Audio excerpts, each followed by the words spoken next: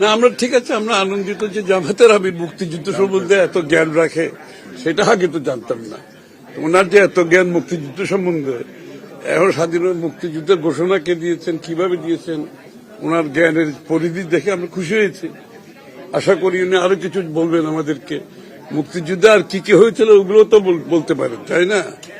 আরো মুক্তিযুদ্ধে কি কি হয়েছিল সেটাও তো বলা দরকার। জিয়া রহমান সাহেবকে মার্কেটিং করার আমাদের তো প্রয়োজন নেই। আর সুতরাং আসলে এগুলো হচ্ছে কি জানেন, এইগুলো হচ্ছে ওনাদের খুব বেশি কিছু বাংলাদেশের ভবিষ্যৎ নিয়ে খুব বেশি কিছু বলার আছে বলে তো আমার মনে হয় না। বাংলাদেশের মানুষ জানতে চাচ্ছে আপনার আগামী দিনের প্রোগ্রামটা কি, বাংলাদেশের মানুষের জন্য আপনি কি করবেন।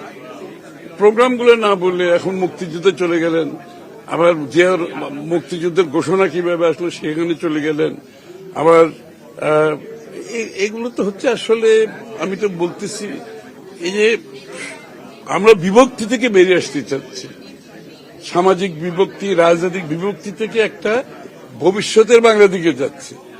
তো এইগুলো তো মনে হয় আরো বেশি বিভক্তি সৃষ্টি করার জন্য নতুন নতুন সাবজেক্ট বিষয় সামনে নিয়ে আসা, তাই না?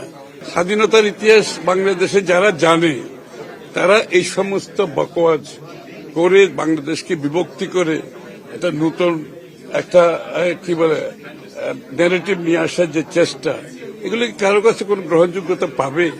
আমি তো মনে হয় তারা নিজেদেরকে আরো ক্ষতিগ্রস্ত করছে। মুক্তিযুদ্ধের ইতিহাস তো জামাতের আমিরের থেকে কেউ জানতে চায় না।